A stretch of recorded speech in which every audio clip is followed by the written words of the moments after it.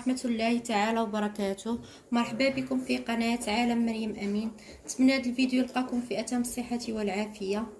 اليوم نقدم لكم البقولة أو الخبيزة، كل واحد وشنو تيقول لها. يلا نبدأ بالمكونات وطريقة التحضير. 3 الربطات ديال الخبيزة أو البقولة، غسلتهم مزيان ونقيتهم. 8 الفصوص ديال الثومة غنطلقهم معاها هكا من نقطعها صايمين، و8 هكا نقيتهم غادي غنسحقوهم.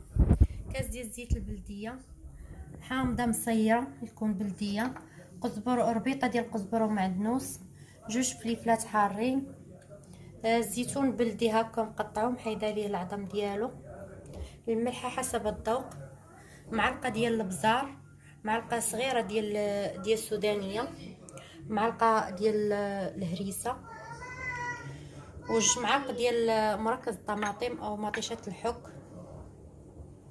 شويه ديال السكينجبير وشويه ديال التحميره، و3 المطيشات اللي غادي نطحنوهم. يلا نبدا بطريقه التحضير. غنبداو نقطعوا سميتها هاد الخبيزه،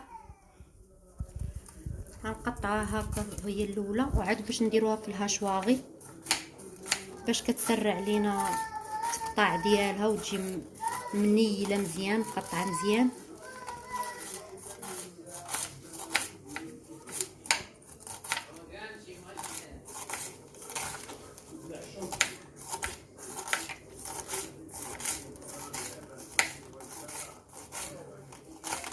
هاد البقوله مزيانه في هاد البرد، هي صحيه وتتحتاج اهم حاجه كتحتاج في المكونات ديالها، كتحتاج الزيت البلديه او زيت العود يكون كتير، والثومه كتيره وسميتو والثومه كتيره والحامض.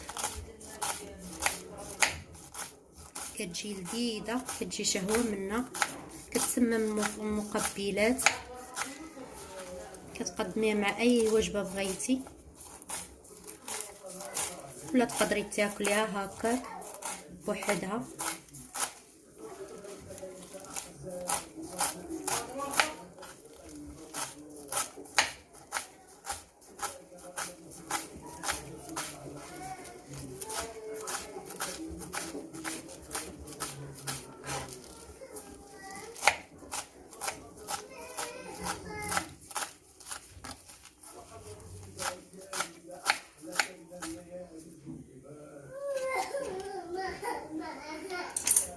غنديروها في هاد الهاشواغي باش تسهل علينا التقطاع، باش تجي مقطعه مزيان منيله. غنوريكم الطريقه وانتم كملوا بنفس الطريقه.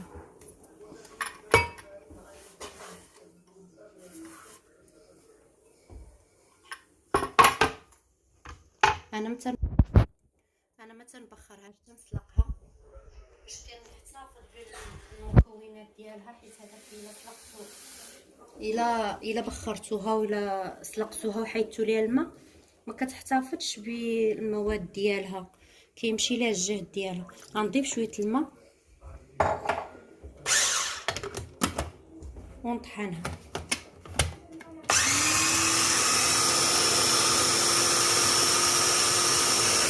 هاد الماء كيساعدنا على الطحين بسرعه.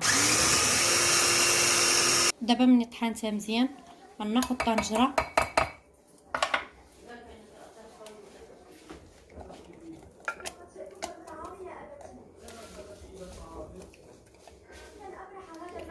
غندير في هاد البقوله اللي غادي نسلقها هي والملحه وشويه زيت البلديه ودوك الفصوص ديال الثومه صاينين.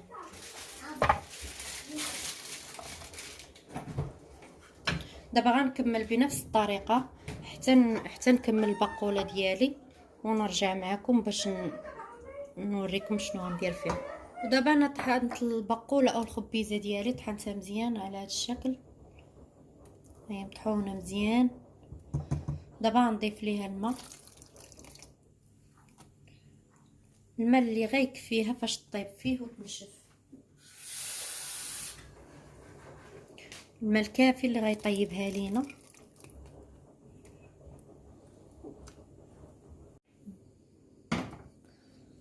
طبعا نحطو الطنجره على عافيه تكون مجهده، ولا هذا ماشي مشكل. غنضيفو هاد الثومه، غنضيفو 10 الفصوص يكونوا هكا صاينين حتى طيب هي وهي، ما عادي نحيدو ليهم الجلده مغسولين. وغنضيف الملحه، غنضيف الملحه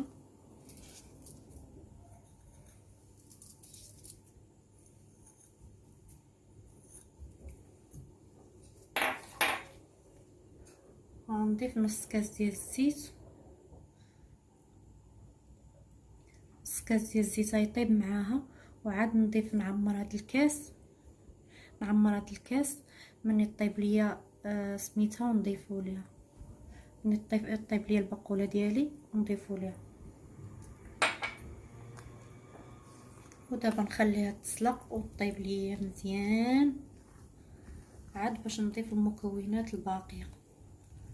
وهاد الماء ما غنصفيهاش منه، غطيب فيه ونخليها حتى تشرب الماء ديالها. طيب فيه الماء مزيان، ما غاديش نحيدو لانه هو الفوائد ديالها خاصهم يبقاو فيها، تشرب ليا هاد الماء ديالها. ودابا غنوجد معكم المكونات الاخرى بلا طابت ليا الباقوله ديالي. دابا غنطحن هاد المطيشه في الهاشوار.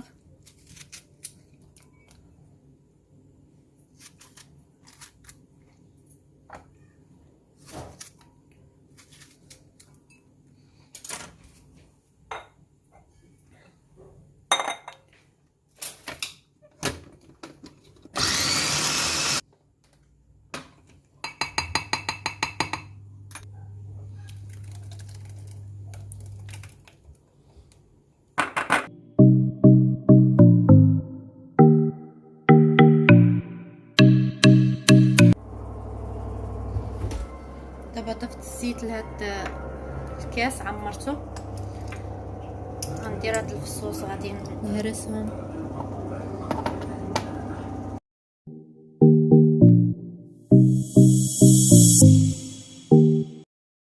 ودابا غنقطع الحامض طريفات صغار.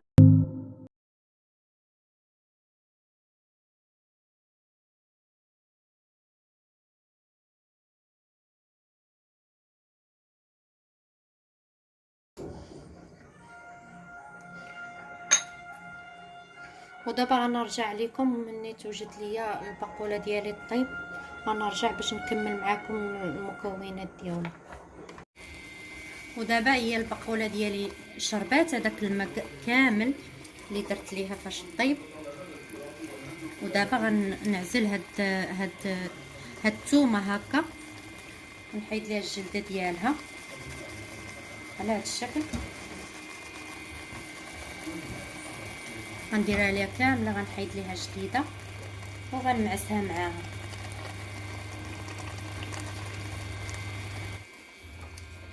ودابا ملي لقيت الثومه ومعسها مزيان مع البقوله، غنضيف هاد المطيشه اللي طحنت.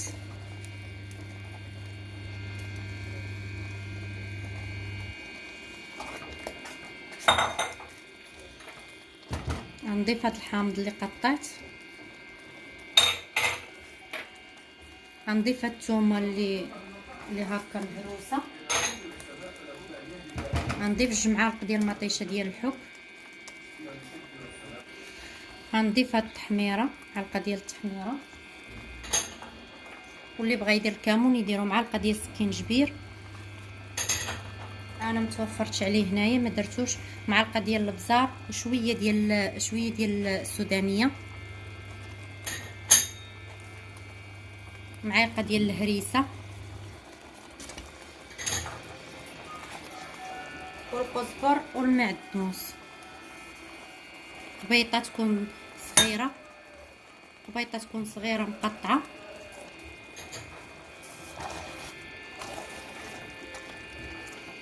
وكاس ديال الزيت البلديه. وخا طابت لينا في هذاك النص كاس نزيدو كاس اخر، حيت انا عندي البقوله كثيره. نتوما غديروا على القياس اللي عندكم. هاد المزيودات ديال الفلفله حاره غنخليهم يتقلاو مزيان مع التحريك جيدا، يعني باش ما تلصقش لينا.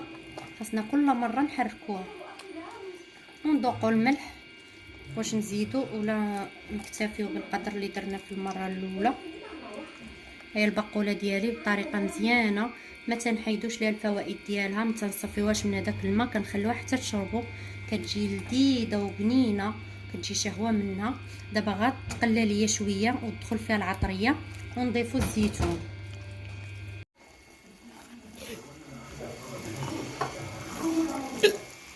ودابا مني تقلات ليا مزيان مع العطريه ومطيشه، غنضيف هذا الزيتون بلدي اللي قطعته حيت ليه العظم، ونبقى نحرك حتى تنشف تماما، بقات فيها حتى قطره الماء. هذيك الساعه اللي نحطها معاكم.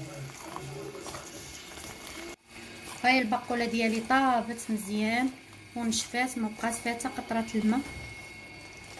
الشكل ديالها كيف يرتاح. ودابا غنحطها معكم في طبق التقديم.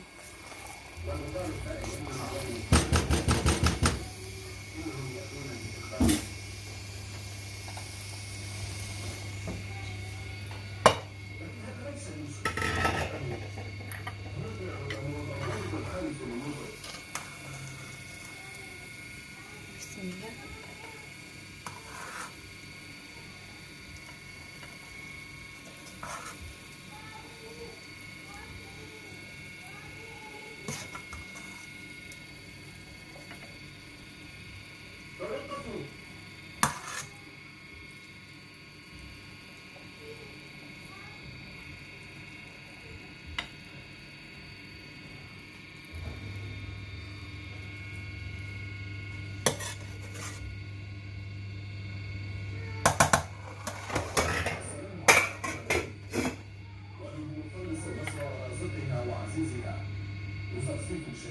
طبعا زينوها بهاد الفليفلات.